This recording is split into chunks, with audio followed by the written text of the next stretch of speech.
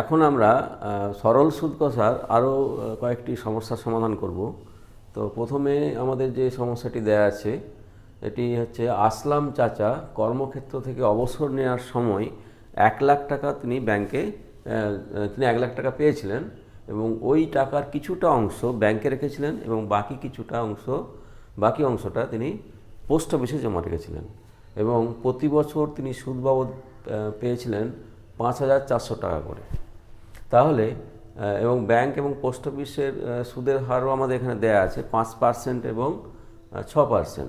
তাহলে আমাদের নির্ণয় করতে হবে কি না তিনি কোথায় কত টাকা রেখেছিলেন, অর্থাৎ তিনি ব্যাংকে কত টাকা রেখেছিলেন এবং পোস্ট অফিসে কত টাকা রেখেছিলেন। তাহলে সমস্যাটা বোঝা গেল যে আসলাম চাচা কর্মক্ষেত্র থেকে অবসর নেওয়ার সময় 1,00,000 টাকা তিনি পেয়েছিলেন এবং সেই টাকাটা তিনি ইনভেস্ট করেছিলেন ব্যাংকে এবং পোস্ট অফিসে। ব্যাংকে কিছুটা রেখেছিলেন, বাকিটা পোস্ট অফিসে রেখেছিলেন এবং সেখানে তিনি প্রতি বছর সুদ পেয়েছিলেন 5,400 টাকা করে এবং ব্যাংকে এবং পোস্ট অফিসের সুদের হারও প্রদত্ত আছে, সেটা হচ্ছে কত 5% এবং 6%। তাহলে আমাদের যেটা নির্ণয় করতে হবে সেটা হচ্ছে তিনি কোথায় কত টাকা রেখেছিলেন, অর্থাৎ ব্যাংকে কত টাকা রেখেছিলেন এবং পোস্ট অফিসে কত টাকা রেখেছিলেন। তাহলে আমরা সমস্যাটার সমাধান করব। তাহলে এখানে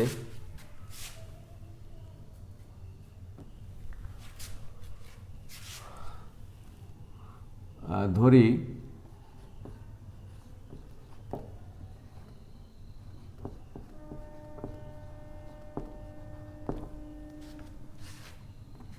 ব্যাংকে বিনিয়োগকৃত আসল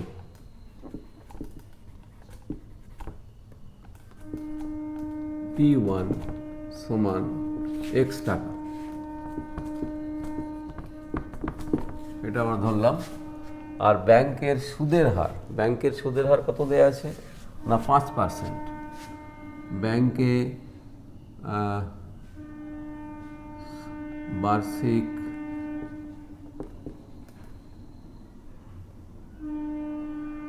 শতকরা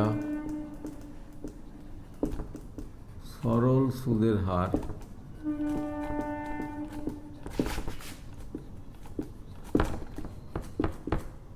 R1 সমান দেয়া আছে কত না 5%, অর্থাৎ 5। R1 সমান 5 টাকা কি না শতকরা বার্ষিক সরল সুদের হার 5 টাকা। আর এখানে যে তিনি প্রতি বছর সুদ বাবদ এত টাকা পেয়েছেন, তাহলে এখানে মেয়াদটা আমরা ধরবো এক্ষেত্রে কত 1 বছর, অর্থাৎ মেয়াদ ব্যাংকে মেয়াদ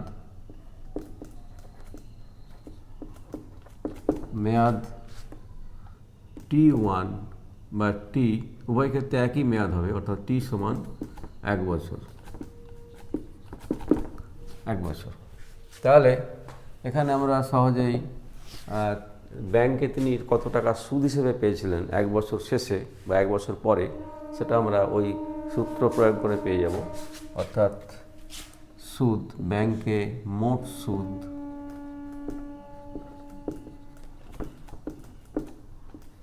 I1 সমান, সূত্রটা আমাদের জানা আছে P1 আসল ইন্টু সুদের হার ইন্টু মেয়াদ বাই 100, অর্থাৎ X ইন্টু 5 ইন্টু 1,000 টাকা।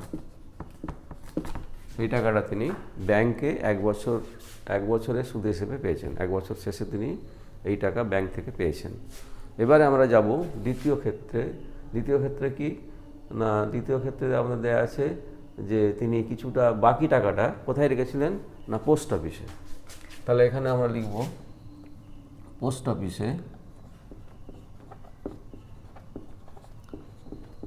অফিসে বিনিয়োগকৃত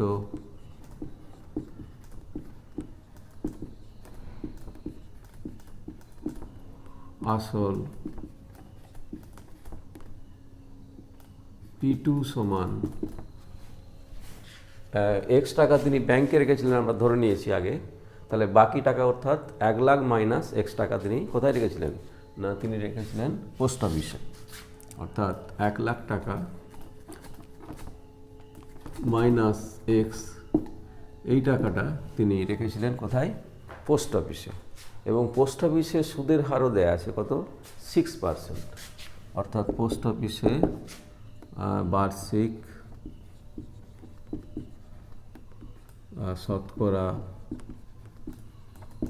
সরল সুদের হার R2 সমান 6। আর এক্ষেত্রেও মেয়াদ একই হবে, কারণ 1 বছর শেষে তিনি ব্যাংক পোস্ট অফিস থেকে মোট এত টাকা পেয়েছেন, তাহলে এখানে আমরা মেয়াদ ধরবো 1 বছর। অর্থাৎ পোস্ট অফিসের ক্ষেত্রেও মেয়াদ হচ্ছে 1 বছর। অর্থাৎ মেয়াদ টি সমান 1 বছর। সুতরাং এক্ষেত্রেও আমরা মোট সুদ পেয়ে যাব। মোট সুদ ওই সূত্র প্রয়োগ করব, মোট সুদ I2 equal to P2 R2 T by 100। অর্থাৎ P2 1 lakh minus x, R2 হচ্ছে 6, T হচ্ছে 1, অর্থাৎ এটা বাই 100, এত টাকা। এবারে তিনি মোট সুদ হিসেবে কত টাকা পেয়েছেন 1 বছরে? 5,400 টাকা। তাহলে এখানে ব্যাংকে 1 বছরে পেয়েছেন এত টাকা, পোস্ট অফিসে পেয়েছেন এত টাকা। অর্থাৎ শর্তানুসারে এই দুটো টাকার যোগফলই হবে 5,400 টাকা, কারণ 1 বছর শেষে তিনি ওই ব্যাংক পোস্ট অফিস থেকে মোট 5,400 টাকা পেয়েছেন। সুতরাং আমরা লিখতে পারি শর্তানুসারে, অতএব শর্তানুসারে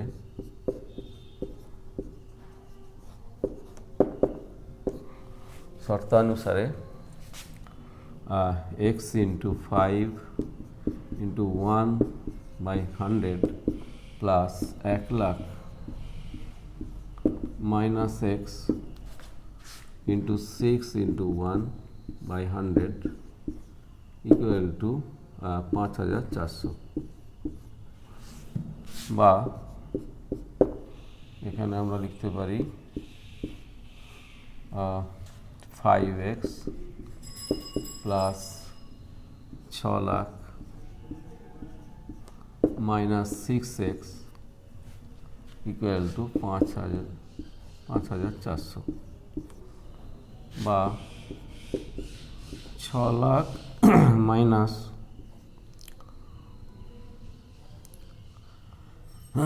6 lakh minus x equal to 5,40,000, অর্থাৎ x সমান, এখানে আমরা যদি বিয়োগ করি 6 লাখ মাইনাস 5,40,000 সমান হচ্ছে 60,000 টাকা। 60,000 টাকা তিনি রেখেছিলেন কোথায়? না ব্যাংকে। তিনি ব্যাংকে রেখেছিলেন 60,000 টাকা। অতএব তিনি ব্যাংকে রাখেন, ব্যাংকে রেখেছিলেন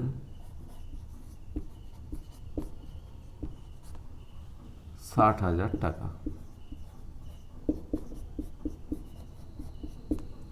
অতএব পোস্ট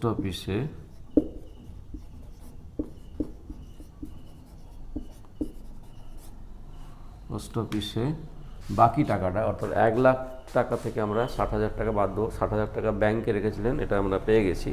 অতএব পোস্ট অফিসে হবে বাকি টাকাটা, অর্থাৎ 1 লাখ মাইনাস 60,000,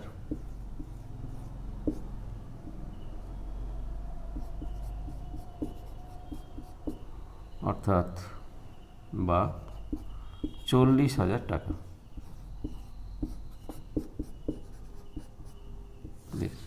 সুতরাং আমরা অঙ্কটার সমাধান পেয়ে গেলাম। অর্থাৎ ব্যাংকে তিনি রেখেছিলেন 60,000 টাকা এবং পোস্ট অফিসে রেখেছিলেন 40,000 টাকা।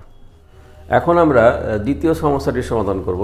দ্বিতীয় সমস্যাটি কি না, কোনো ব্যাংক বার্ষিক 5% হারে সরল সুদ দেয়। অর্থাৎ ব্যাংকের সুদের হার হচ্ছে বার্ষিক সরল সুদের হার হচ্ছে 5%। আর ওই ব্যাংকেই দীপুবাবু বছরের প্রথমে 15,000 টাকা তিনি জমা রাখেন বা জমা দেন। এরপর তিনি 3 মাস পরে 3,000 টাকা তুলে নেওয়ার 3 মাস পর আবার তিনি 8,000 টাকা জমা দেন। প্রথমে তাহলে কী হয়েছে না, তিনি 15,000 টাকা জমা দিয়েছেন কোথায় না ব্যাংকে, এবং জমা দেওয়ার 3 মাস পরে 3,000 টাকা তুলেছেন। তারপরে আবার 3 মাস পর তিনি 8,000 টাকা জমা দিয়েছেন। এবং বছরের শেষে দীপুবাবু সুদে আসলে আমাদের কত টাকা পেয়েছেন, সুদে আসলে তিনি কত টাকা পেয়েছেন সেটা আমাদের নির্ণয় করতে হবে। তাহলে সমস্যাটা বোঝা গেল যে কোনো ব্যাংক বার্ষিক সরল সুদের হার হচ্ছে, ব্যাংকের বার্ষিক সরল সুদের হার হচ্ছে 5%। ওই ব্যাংকে দীপুবাবু বছরের শুরুতেই 15,000 টাকা তিনি জমা রেখেছিলেন, এবং জমা দেওয়ার 3 মাস পরে তিনি 3,000 টাকা তুলেছেন, এবং আরও 3 মাস পর তিনি আবার 8,000 টাকা তিনি জমা দিয়েছেন। এবং বছরের শেষে ওই বছরেই তিনি বছরের শেষে তিনি যে সুদে আসলে পেয়েছেন সেটা আমাদের নির্ণয় করতে হবে।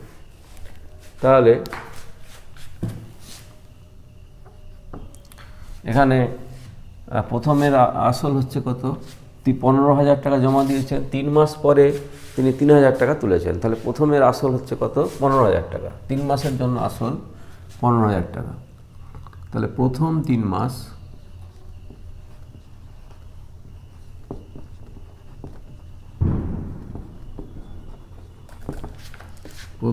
মাসের আসল সমান 15,000 টাকা। আর সুদের হার শতকরা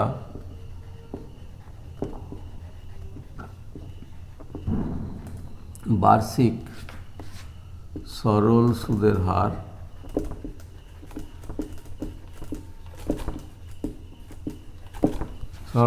হচ্ছে কত না 5%, অর্থাৎ 5 টাকা। সুদের হার হচ্ছে 5 টাকা।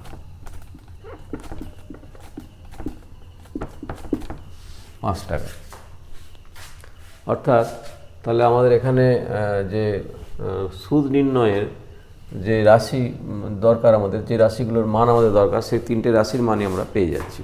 প্রথমত মেয়াদ পেয়ে যাচ্ছি 3 মাস, আসল পেয়ে যাচ্ছি, আর সুদের হারও পেয়ে যাচ্ছি। অর্থাৎ প্রথম 3 মাসের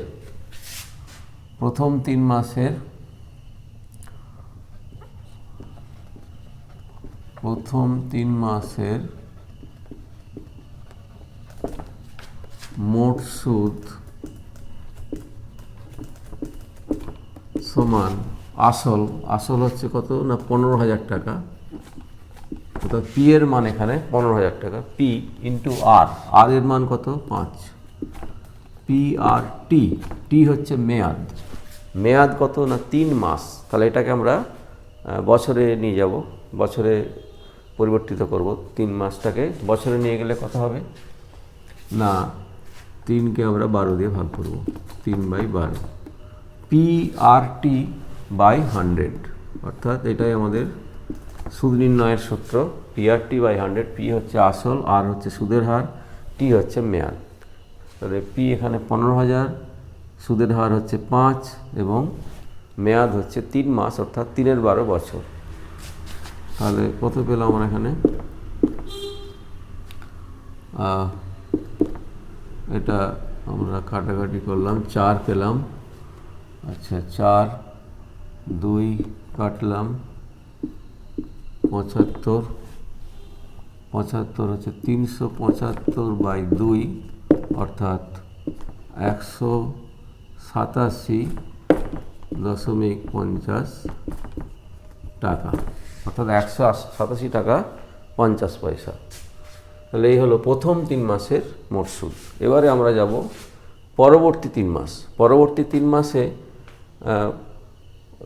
তিনি প্রথমে 3 মাস পরে 3,000 টাকা তিনি তুলে নিয়েছেন, অতএব এক্ষেত্রে আসল পরবর্তী 3 মাসের অর্থাৎ এটাকে দ্বিতীয় যদি 3 মাস বলি, দ্বিতীয় 3 মাস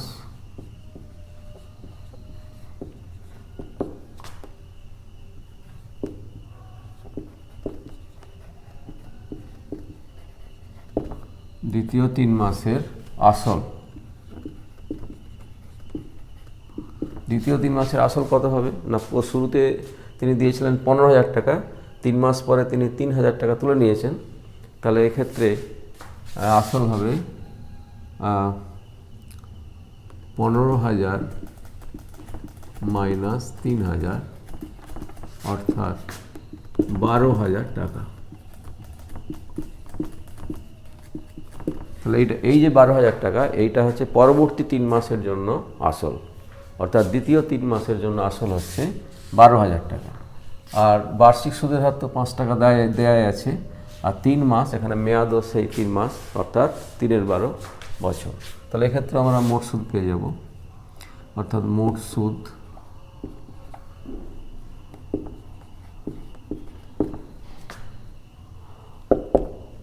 প্রথম 3 মাসের মোট সুদ,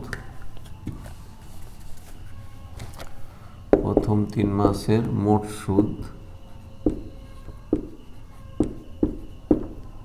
সমান আসল কত না 12,000 টাকা। দ্বিতীয় 3 মাস, দ্বিতীয় 3 মাসের জন্য আসল কত 12,000 টাকা, অর্থাৎ পি এর মান হচ্ছে 12,000 টাকা। তাহলে পি হচ্ছে 12,000 ইন্টু আর সুদের হার রেট অফ ইন্টারেস্ট কত না 5 টাকা। বার্ষিক সরল সুদের হার, শতকরা বার্ষিক সরল সুদের হার হচ্ছে 5 টাকা। শতকরা বার্ষিক সরল সুদের হার হচ্ছে 5 টাকা, অর্থাৎ আর এর মান হচ্ছে 5। পি আর টি, টি কত 3 মাস, 3 মাস মানে হচ্ছে 3/12 বছর, অর্থাৎ 3/12 বছর বাই 100 কাটলাম, 12 কাটলাম, তাহলে কত হচ্ছে 150 টাকা, 150 টাকা। অর্থাৎ দ্বিতীয় 3 মাসের মোট সুদ পেলাম 150 টাকা। দ্বিতীয় 3 মাসের মোট সুদ হচ্ছে 300 টাকা। এরপর পরবর্তী এবার দ্বিতীয় 3 মাসের পরে আবার 8,000 টাকা তিনি জমা দিয়েছেন, এবং বছরের শেষে তিনি কত সুদে আসলে, তার কত সুদে আসলে হয়েছে সেটা আমাদের নির্ণয় করতে হবে। তাহলে 3 6 মাস হয়ে গেল, তাহলে বছর মানে 12 মাস, তাহলে আমাদের এখনো বাকি কত মাস আছে 6 মাস, অর্থাৎ শেষ 6 মাসের শেষ 6 মাসের জন্য আসল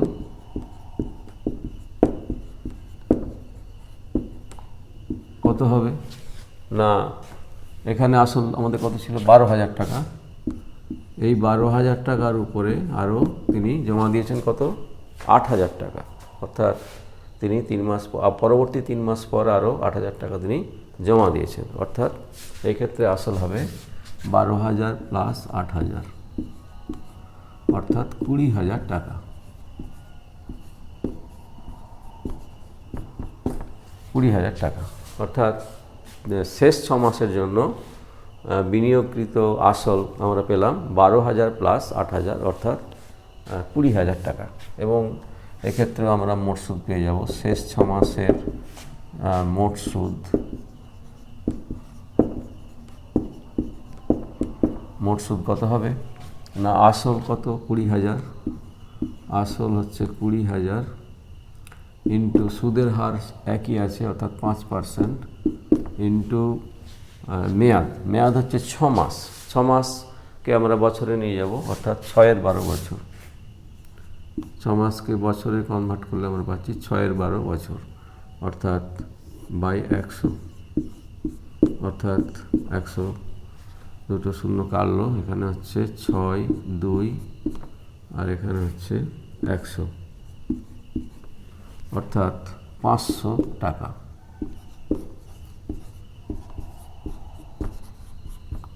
অর্থাৎ শেষ 6 মাসের সুদ পেলাম 500 টাকা। তাহলে মোট সুদ আমরা বছরের মোট সুদ পেয়ে গেলাম, অর্থাৎ ওই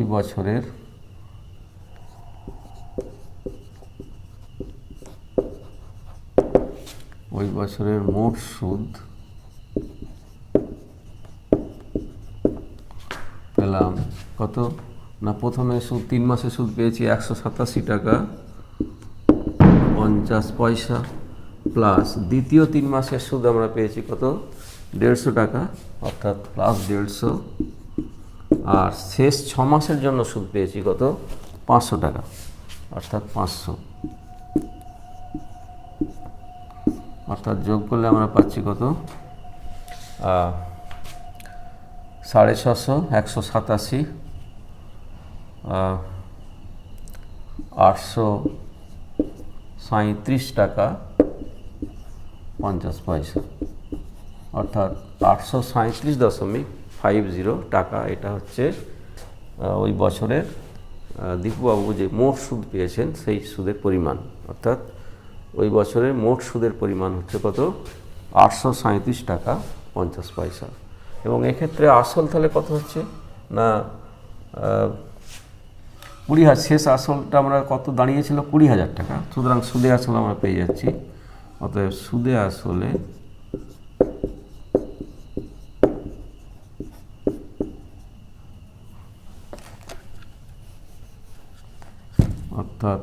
অতএব সুদে আসলে পেলাম আমরা 20,000 টাকা আসল ছিল,